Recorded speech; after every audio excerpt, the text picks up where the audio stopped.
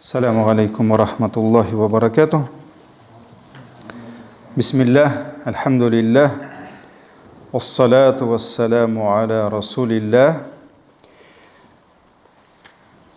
Уроки поминания Всевышнего Аллаха. И мы с вами на прошлой лекции разбирали связь, какова связь между этими великими словами, то есть калиматуль арба, 4 слова. Субханаллахи, вальхамдулиллахи, валя иляха илляллаху, валлаху акбар. И мы с вами говорили, что ученые разделили эти 4 слова на 2 крыла, на 2 пары.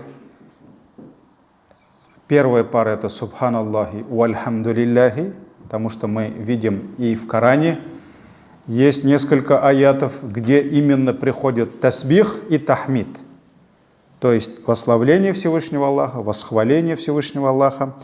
И вторая пара ля иляха илляллах валлаху акбар, то есть это получается тахлиль, называется тахлиль, то есть калимату таухид ля иляха илляллах, и такбир Аллаху акбар. Также мы с вами приводили зикры, слова поминания Всевышнего Аллаха, которые использовал, говорил наш любимый пророк, саллаллаху алейхи вассалям, и именно связывал вот эти 4 слова по 2 пары, то есть субханаллахи вальхамдулиллах и ля иляха илляллаху валлаху акбар.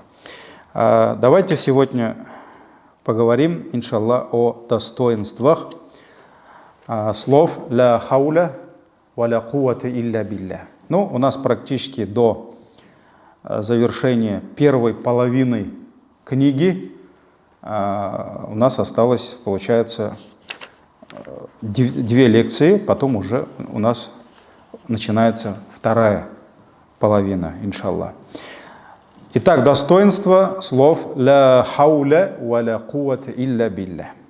Ля хауля валя куввата илля билля — это величайшие слова, которые означают нет. Ну, в переводе, то есть мы используем те слова ля хауля валя куввата, то есть нет силы, нет мощи, кроме как у Аллаха, илля билля. Хотя, еще раз говорю, что слова сила, мощь, они не передают весь смысл этих арабских слов, которые использовал пророк, саллаллаху алейхи ва саллям, то есть хауль и кува. То есть нет хауля, мы можем даже сказать, и нет кува, кроме как у Аллаха. Ну, наверное, все-таки следующая лекция будем разбирать смысл этих слов. А сегодня поговорим о достоинствах этих слов. Сначала давайте приведем несколько хадисов, в которых говорится вот про эти слова. Эти слова приходят в связке с этими 4 великими словами. Именно субханаллахи вальхамдулиллахи валя иляха илляллаху валлаху акбар валя хауля валя куввата илля билля.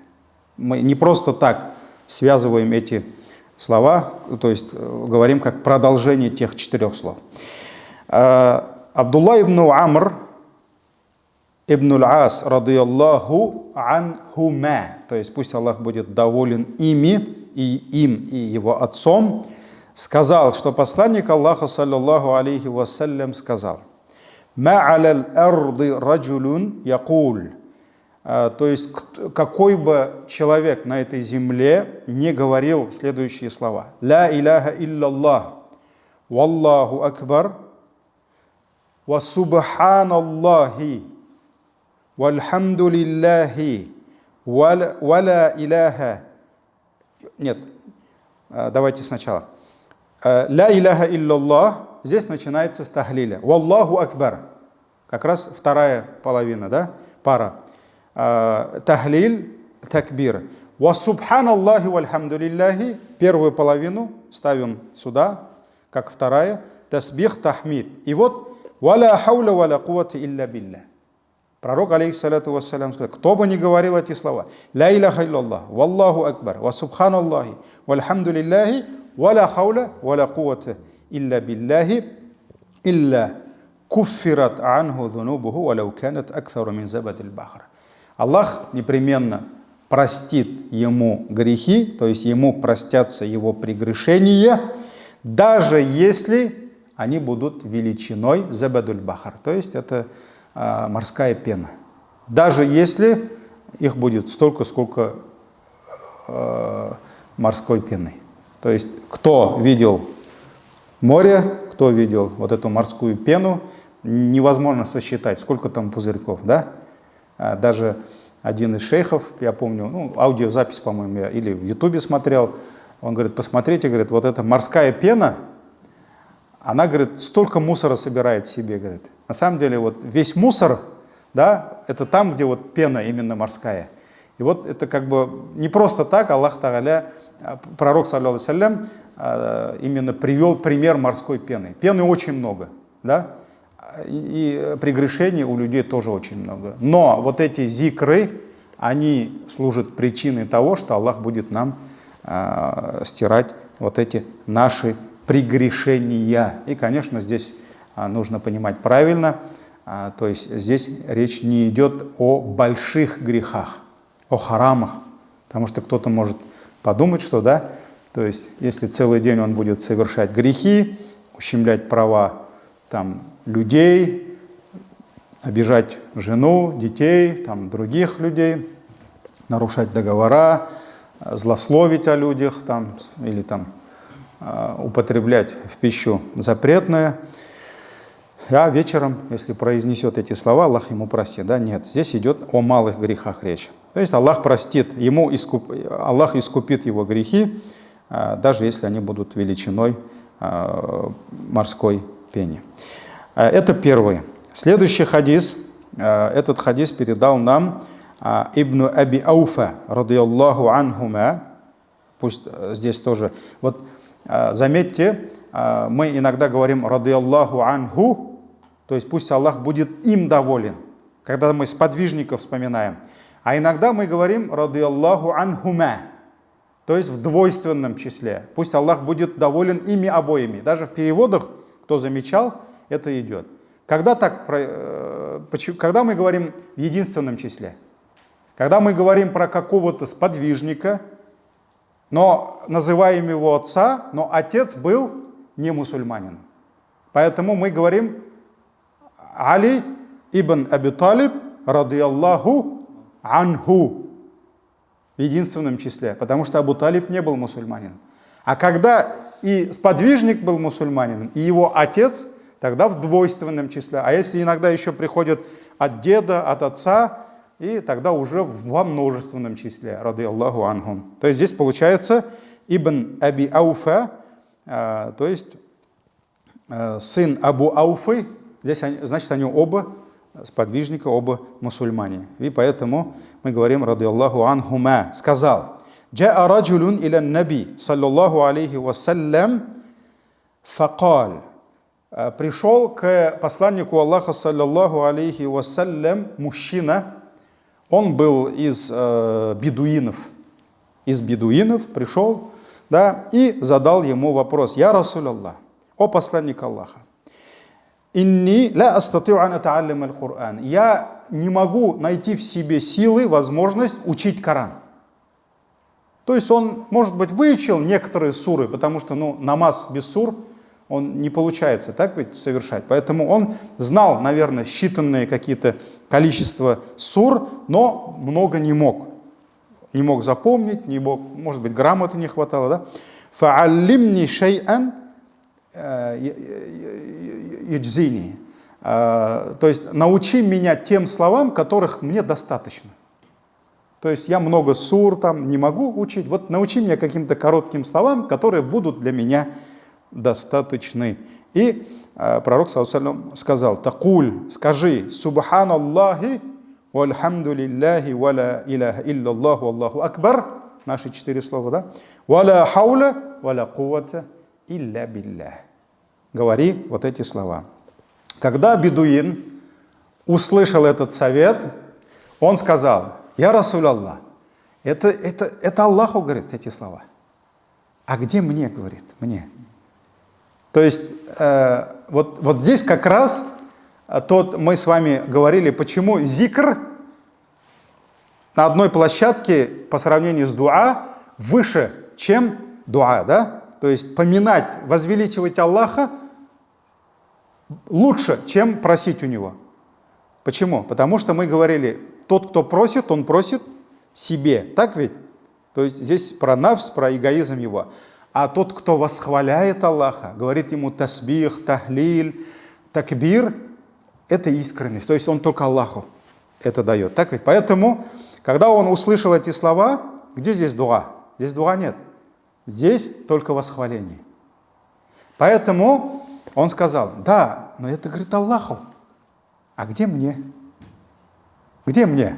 То есть, казалось бы, зачем такой, очень банальный, простой пример, да? Нет, в этом есть, альхамдулилля, это милость Аллаха, то, что он задал. И посланник Аллаха, и он прямо так руками, это говорит Аллаху, а где мне? Мне? Где? И посланник Аллаха, саллаллаху алейхи вассалям, сказал, Аллах, скажи тогда, Аллахумма гафирли, вархамни, ваафини, варзукни, вахдини. То есть, когда скажешь эти слова, тогда, если это Аллаху, тогда вот это тебе. Скажи Аллахумма, о Аллах, игфирли, прости мне, вархамни, смилостивайся, то есть не спошли на меня свою милость, ваафини, афини, то есть это как значение избавь меня от бед, от страданий, от мук, от болезней и так далее, и так далее. Ваафини, варзукни, дай мне удел, ризк мой, вахдини, и наставь меня. И наставь меня. Кстати, кто знает вот эти слова, пророк, саллаллаху алейхи вассалям, где говорил? Между двумя суджудами. Есть там несколько вариантов. Вот есть такой вариант, Робби гфирли, то есть Аллах, прости меня, да? А есть еще вот этот вариант в хадисе говорится. То есть, когда ты отдыхаешь между двумя суджудами, ты совершил первый суджуд, поднимаешься, это у тебя как короткий кугут, да? И вот здесь ты можешь говорить эти слова. Эти слова. Аллахумма гфирли, вархамни, варзукни, ваафини, вахдини. Есть еще ваджбурни. Ваджбурни, то есть в переводе означает, если я не ошибаюсь, ваджбурни — это исправь меня. Исправь меня. То есть если я не туда пошел, останови, исправь меня. Вот эти слова — это сунна произносить между двумя суджудами. И здесь араби, бедуин, увидел свою долю, свою пользу, да? То есть если слова восхваления Аллаха, субханаллахи, вальхамдулиллахи, ва ла иляха илляллаху, аллаху акбар, ва ла хауля ва ла куввата илля билля, если эти 5 слов, это восхваление, восхваление, восславление, возвеличивание Аллаха, то есть это Аллаху, а здесь он увидел свою долю. То есть Аллах, прости меня, дай ризк мне, наставь меня. И он сказал, то есть он, конечно, был доволен этими словами, и вот так он, как сказать, вот так взял эти слова. И пророк, алейхиссалату вассалям, сказал, вот этими словами, говорит, заполнились его руки, говорит, заполнились. То есть он получил свое. Вот здесь как раз вот в этом хадисе мы видим связь между этими великими 4 словами и вот это 5 слово «ля хауля ва ля куввата илля билля». Этот хадис передали Абу Дауд, Ан-Насаи, Даркутни, рахимахумуллах. Следующий хадис нам передает Абу Саид Аль-Худри, радиаллаху анху, что посланник Аллаха, саллаллаху алейхи, вот здесь уже радиаллаху анху, в единственном числе, что посланник Аллаха, саллаллаху алейхи вассалям, сказал: «Истакфиру миналь бакияти салихат». То есть, истакфиру, больше, приумножайте, больше говорите, что аль-бакияту салихат. То есть бакияту салихат в переводе означает бакият. Это то, что остается, то, что не уходит. Поэтому мы говорим ма индакум янфат, ва ма индаллахи бак. Аллах говорит, то, что у вас иссякнет, а то, что у Аллаха вечно, бак. И мы на татарском говорим бакы турмушка китте. То есть тот, кто умирает, он перешел в жизнь вечную, бакы турмуш. И вот баки ябка, говорят. То есть осталось, да, то, что остается. Ас-салихат — это множественное число праведных дел. Бакиятус салихат. И пророк, саллаллаху алейхи вассалям, сказал: приумножайте больше, больше. Что делать? Бакиятус салихат. То есть делайте те деяния, которые остаются, нетленные, так скажем, которые не иссякают. И тогда у пророка, алейхиссаляту вассалям, спросили: «Вамахия, я Расулаллах, а что за это бакиятус салихат? Что это за дела?» И посланник Аллаха сказал: это ат-такбир, Аллаху акбар, ат-тахлил, ла иляха илляллах, ват-тасбих, субханаллах, валь-хамд, альхамдулиллах, и валя хауля, валя кувати илля биллях. Нет мощи и силы, кроме как у Аллаха. Этот хадис передали имам Ахмад, Ибн Хиббан, Хаким и другие мухаддисы. Вот здесь тоже идет в связке вот эти 5 слов. Давайте немножко поговорим о бакиятус салихат.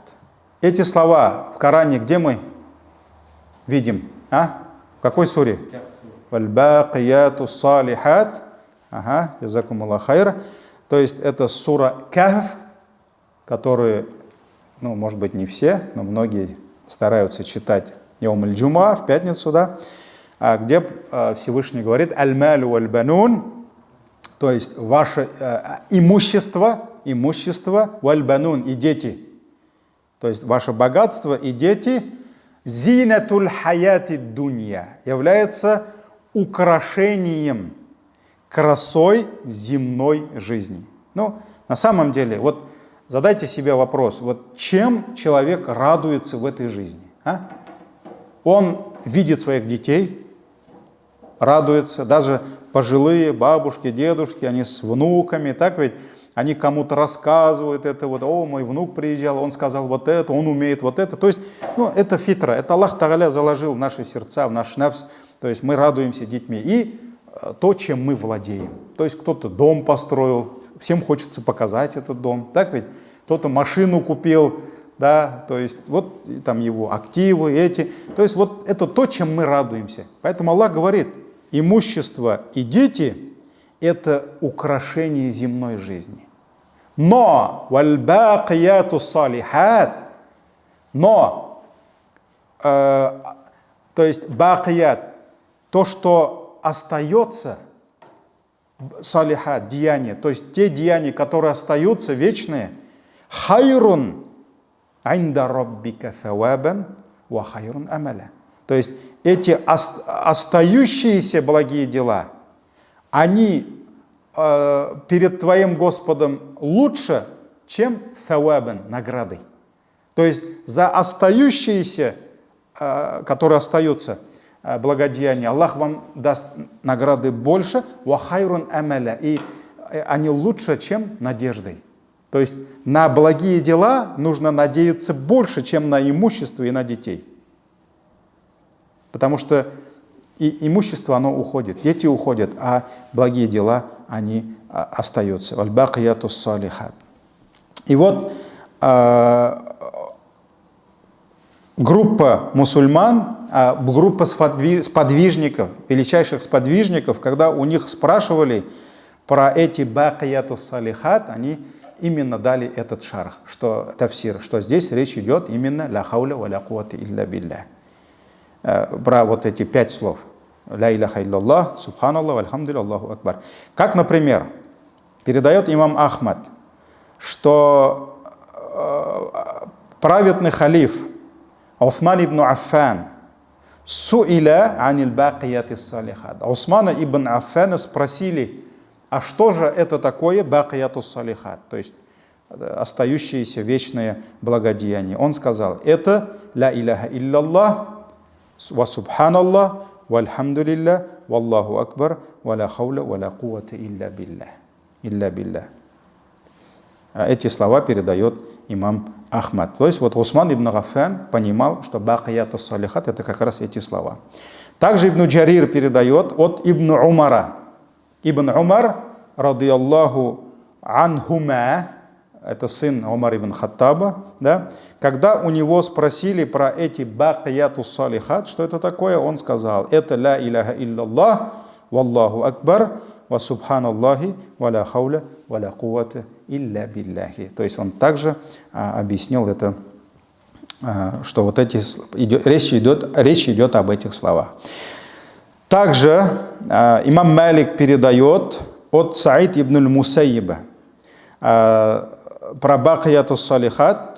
То есть Саид ибн аль-Мусайиб сказал, что бакияту салихат это как раз субханаллах, вальхамдулилля, ва ля иляха илляллах, валлаху акбар, ва ля хауля, ва ля куввата илля билля. И когда спросили у Саид ибн аль-Мусайиба, что бакияту салихат, что такое бакияту салихат? То есть благие деяния, которые остаются, остающиеся, которые не иссякают. Когда у него спросили, это, говорит, ас-саляту вас-сиям, здесь речь идет о намазе и посте, он сказал нет. Нет. Когда у него спросили, может быть, речь идет о закате, о хаджи, он сказал нет. И он сказал, это, говорит, 5 слов. Бакияту салихат, это 5 слов. Ля иляха илляллах, тахлиль, валлаху акбар, такбир, ва субханаллах, тасбих, вальхамдулилля, тахмид, ва ля хауля, ва ля куввата илля билля. Ва ля хауля, ва ля куввата илля билля. Вот это. Кстати, как называется ля хауля, ва ля куввата илля билля? Хаукаля называется. То есть у каждого слова есть название. Например, бисмилля в книгах фикха как идет? Басмаля. Хукмуль басмаля, например, да? Басмаля. Вот поэтому где-то таспих, такбир, тахлиль. Например, ашхаду ля иляха илляллах. Уже не тахлиль, а ташахуд. Так ведь? А вот здесь уже ля хауля ва ля куввата илля билля. Это хаукаля. То есть это уж такие более, ну, скажем, сложные термины. Ну, для кого-то, может быть, это интересно. Когда, например, где-нибудь прочтете хаукаля, например, достоинство хаукаля, вы уже знаете, что это ля хауля ва ля куввата илля билля. Вот. Он сказал, что это 5 слов. Это 5 слов. Саид ибн аль-Мусайиб.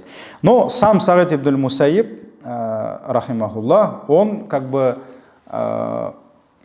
сказать, исключил другие варианты, но есть группа ученых, праведных предшественников, которые все-таки не ограничивают бакияту салихат, вот это слово, именно только вот этими 5 великими словами. Они говорят, что это, здесь идет речь о благодеяниях. Как, например, Ибн Аббас. Абдулла ибн Аббас, радиаллаху анхума уже, да? Потому что Ибн Абдулла сын Аббаса. А Аббас это кто? Это родной дядя посланника Аллаха, саллаллаху алейхи вассалям. Сподвижник, так ведь? Вот, когда у него спросили про эти слова, Абдулла ибн Аббас сказал, бакияту салихат это есть поминание Всевышнего Аллаха. Викруллах. Какими словами? Он назвал сначала 5 слов. 5 слов, то есть те же слова, ля иляха илляллаху, аллаху акбар, субханаллахи, вальхамдулиллахи, ва табаракаллаху, ва ля хауля ва ля куввата илля билля. Это говорит астагфируллах, бакияту салиха, когда мусульмане говорят астагфируллах, я прошу Аллаха прощения. Ва саллаллаху аля расулилля, то есть когда мы салават воздаем, это говорит тоже бакияту салихат. И он уже в продолжении говорит вассаяму, вассалату, валь-хаджу, то есть это есть пост, это есть намаз, это есть хадж, вассадака, закат, пожертвование, валь-итку, освобождение раба, валь-джихаду, это есть джихад, вассилату, родственные узы, соединение родственных уз, когда мусульманин просто служит своим родителям, благочестие к родителям, это тоже бакияту салихат. Ва джамиу а'малил хасанат. И туда входят все благие дела, все благодеяния. И Ибн Аббас сказал, ва хунналь бакияту салихат. И это все дела входят именно в остающиеся нетленные благодеяния, которые, вот он разъясняет, это те дела, благодеяния, которые остаются для человека в раю. То есть это те дела, которые предназначены для рая, для вечной жизни. Поэтому вот, то есть бакият — это то, что остается для вечной жизни. Для вечной жизни. Ну, если почитаете тафсир именно вот этого аята, это получается 46-й аят, если я не ошибаюсь. Сурат Аль-Кахф, 46-й аят, если тафсир почитаете, там есть имам Куртуби по-своему объясняет, Ибн Касир объясняет, они все приводят свои доказательства, и они говорят, что вот первые два блага, они тоже благо. То есть имущество, кто может сказать, что это не благо, да? И дети. Но это, говорит, те блага, которые, ну, нужны нам в этой жизни больше. То есть дети, как бы, это то, в кого мы вкладываемся, это те, которые дают нам силу, химма, чтобы мы усердствовали, потому что если детей не будет, то и на работу ходить неохота, да? И проявлять терпение не хочется, потому что, ну, стимула нет. А когда за тобой там 5 детей, которых надо не только кормить и одевать, которых нам образование надо давать, и приходится уже и головой думать. Поэтому они для нас как бы вот приносят большую пользу, да? В этой жизни мы на них смотрим, мы скучаем по ним, мы радуемся, мы с ними играем, мы с ними обнимаемся. То есть, ну, имущество и дети — это как то, что для этой жизни. А вот эти бакиятус салихат, вот это поминание Аллаха, намаз, хадж, закат, здесь речь идет уже о тех делах, которые остаются уже для рая. Вот это есть как бы тафсир этих слов. Если посмотреть хадисы, которые указывают уже на достоинство отдельно хаукаля, давайте немножко про них поговорим. Хадис передает нам Бухари Муслим от Абу Муса аль-Аш'ари, радийаллаху анху, который рассказывает, что про сафар, путешествие, которое они делали с пророком, саллаллаху алейхи вассалям. Хадис длинный, я буду только середины, то есть даже окончание я вам прочитаю.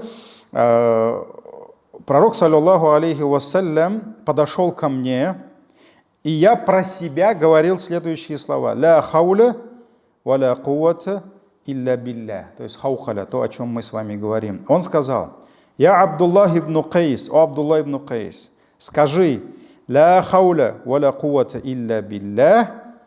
Скажи эти слова, и эти слова являются сокровищем из сокровищ рая. То есть это сокровище, канзун мин кунуз аль-джанна, то есть это сокровище, которое является из сокровищниц рая. И в другом риваяте он сказал: «Аля адуллука аля калиматин хия канзун мин кунузил джанна». То есть не научить ли мне тебя таким словам, которые являются сокровищем из сокровищниц рая. И он сказал: «Ла хауля ва ла куввата илля билля». Значит, вот эти слова, они являются сокровищем из сокровищниц рая. То есть те, которые будут говорить эти слова, это будет причиной того, что Аллах Тааля наделит его сокровищем из сокровищниц рая. Следующий хадис, этот хадис передал нам Хаким, где говорится, где приходят слова пророка, саллаллаху алейхи вассалям: «Аля адуллука аля калиматин мин тахтил арши мин канзил джанна». То есть не научить ли мне тебя словам, которые находятся, которые являются сокровищем из сокровищниц рая, которые находятся под троном Всевышнего Аллаха, тахтил арш. И он сказал: «Ля хауля», скажи: «Ля хауля ва ля куввата илля билля». Нет силы и мощи, кроме как у Аллаха. И если, говорит, человек скажет эти слова: «Ля хауля ва ля куввата илля билля», то Аллах ему скажет: «Аслама абди вастаслама».